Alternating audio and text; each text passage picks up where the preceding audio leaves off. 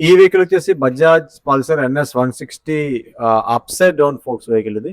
So దీనికైతే మన దగ్గర వెహికల్ రావడం చాలా అంటే కంప్లీట్‌గా జనరల్ సర్వీస్ అంటే ఏ కంప్లెయింట్ లేకుండా మొత్తం అన్నీ ఇంక అది ఇది ఏం లేదు. ఇంజిన్ ఆయిల్ అవనివ్వండి, ఎయిర్ ఫిల్టర్ అవనివ్వండి, ఆయిల్ ఫిల్టర్ అవనివ్వండి, brake oil, clutch adjustment, spark plug cleaning మొత్తం పిన్ టు పిన్ ఏ కంప్లెయింట్ లేకుండా చేసేవాళ్ళు కస్టమర్‌కి. రెగ్యులర్ కస్టమరే. సో, బట్ ఈ వీడియోలో నేను మీకు ఏం చెప్తానంటే ఫ్రంట్ సస్పెన్షన్ ఉంది కదా! జోకర్ ఆయిల్ ఫ్రంట్ జోకర్‌కి ఆయిల్ రీప్లేస్‌మెంట్ ఎలా చేసుకోవాలో మొత్తం చెప్తా. ఏముంది జస్ట్ ఇప్పేసేసేస్తాం అనుకుంటాం గానీ అలా ఏం కాదు. ఈ అప్‌సైడ్ డౌన్ ఫోర్క్ ఆయిల్ ఏసేటప్పుడు కొంచెం జాగ్రత్తగా పోయాలి. ఎందుకంటే ఇన్నర్ ట్యూబ్స్ ఉంటాయి లోపల. వాటికి పోసి కొద్దిగా చాలా ఉంటాయి స్టెప్స్ అన్నీ. అవన్నీ మీకు పిన్ టు పిన్ అర్థమయ్యేలా చెప్తా. సో, ఫస్ట్ ఆఫ్ ఆల్ మీకేంటంటే ఈ ఆయిల్ ఏసే ముందు మన ఛానల్ గనుక మీరు కొత్తయితే ఖచ్చితంగా సబ్స్క్రైబ్ అయితే చేసుకోండి. కామెంట్ చేయండి, లైక్ చేయండి, షేర్ చేయండి. నాకు తెలుస్తా ఉంటది మీరు ఎంతమంది చూస్తున్నారు, ఎంతమందికి ఈ వీడియో యూజ్ అయిందని తెలుసుకోవడం కోసం ఇయన్నీ చెప్తున్నా. లేదా మీ ఇష్టం అది.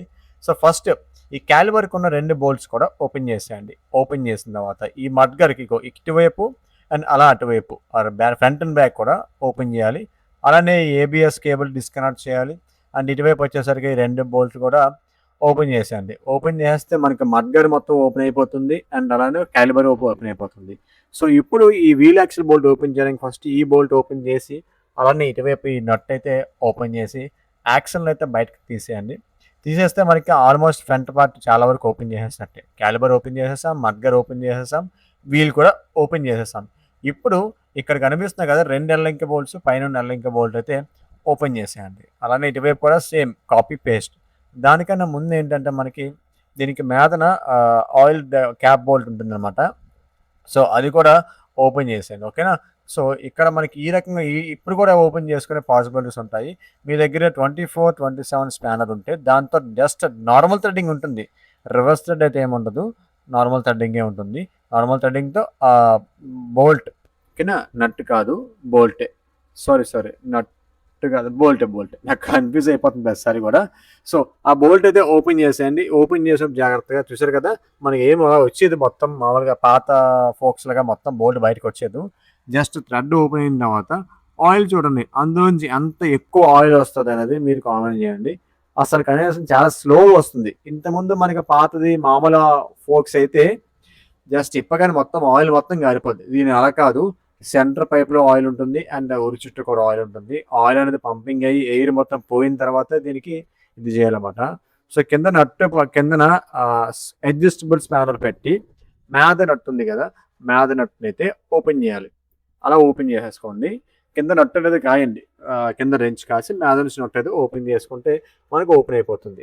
ఇప్పుడు ఆ సెంటర్ పైప్‌లో కూడా మనకి ఆయిల్ అయితే ఉంటుందబ్బా! ఆ ఆయిల్ కూడా కంప్లీట్‌గా డ్రైన్ చేయాలి. ఎలా చేయాలి?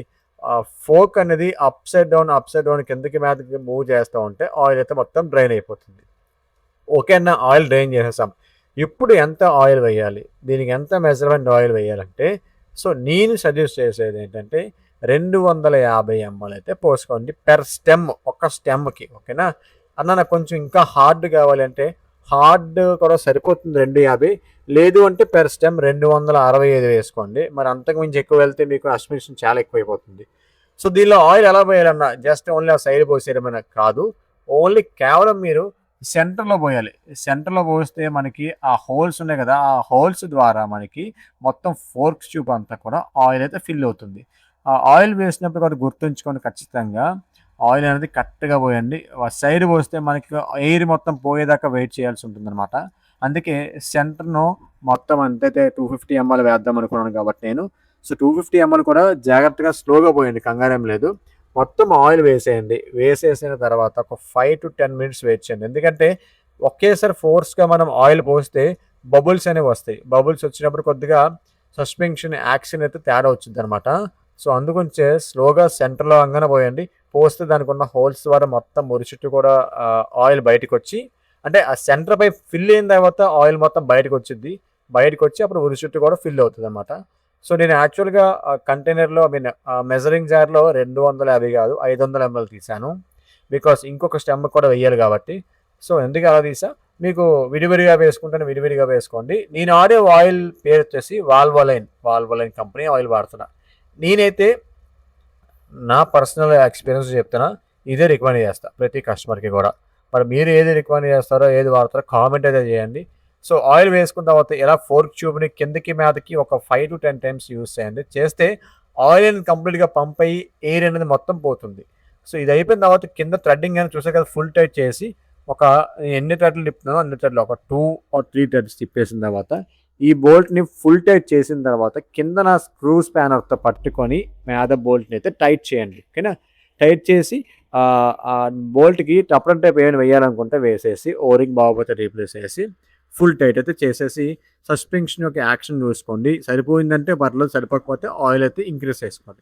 సో ఫ్రెండ్స్ ఈ విధంగా NS 160 వెహికల్‌కి అప్‌సైడ్ డౌన్ 4కి ఆయిల్ అయితే పోసుకోవాలి. మరొక కొత్త వీడియోతో మీ ముందుకైతే వచ్చేస్తా. మన ఛానల్ గనుక సపోర్ట్ చేయకపోతే సపోర్ట్ చేయండి. ఇన్‌స్టా పేజ్‌ని మాత్రం ఫాలో చేయడం మర్చిపోకండి ఫ్రెండ్స్.